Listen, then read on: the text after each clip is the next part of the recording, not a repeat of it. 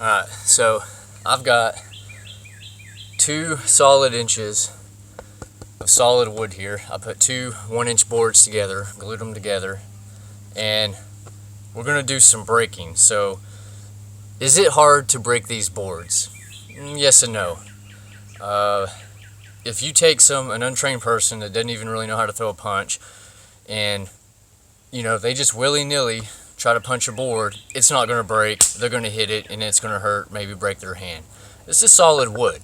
It's not oak, but it's solid wood. It's soft wood.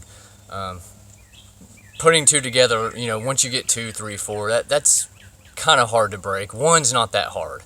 So, for example, if I just took one of these boards and say like a boxer, and he just, as hard as he could, it's going to break. I mean, kids break this stuff. So is it equivalent, like they say in karate, 1 board's equivalent of breaking a rib? Who knows? But if you can break this, especially what I'm about to break, and you just strike somebody, that's a knockout shot. You're going to feel that if it hits your body. So the point I'm trying to make is you have to hit your target, center of the target, the board, so it'll snap in half. You have to have follow through. So technique, speed, and power equals the force that you're going to need to break this. They say 1 board's like 250, or maybe it's 2 boards. What I'm 250 pounds or 80 pounds or something. I don't know, but the science. But you do have to have proper speed and force and accuracy and technique to break these things, or you're just going to hit it and it's just going to hurt your hand. A little bit of conditioning. It stings. You're hitting wood with your knuckles as hard as you can.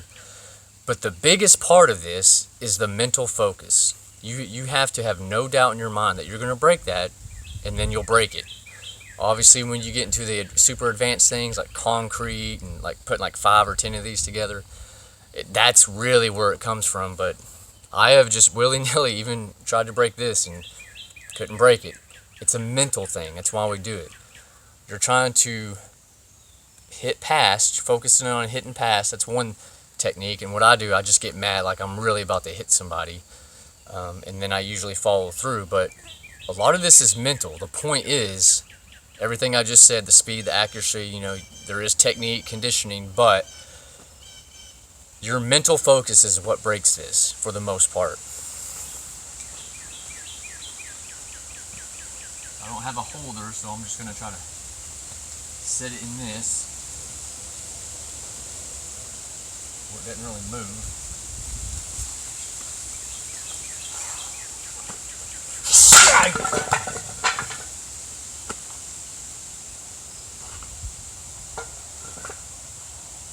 And as you can see, that's all the focus it takes really quick to break these boards.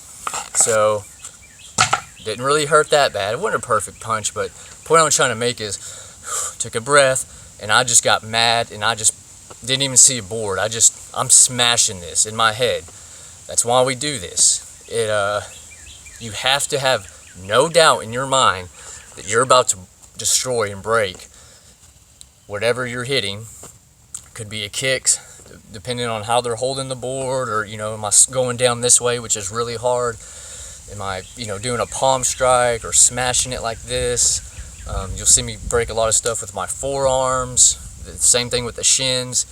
You got to have some conditioning because I felt it on my fingers. It wasn't perfect on my knuckles the way I punch, but I mean, this is solid wood.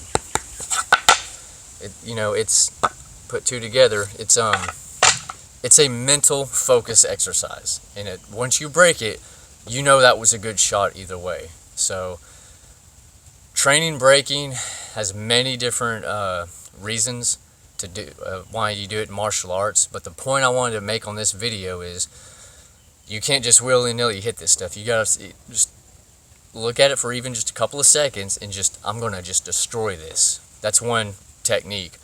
Or you focus, look at your target, focus a few inches behind it and punch there. Say the board was here, punch through it, and if you're conditioned, your speed and force is there, your targeting is there, it will break.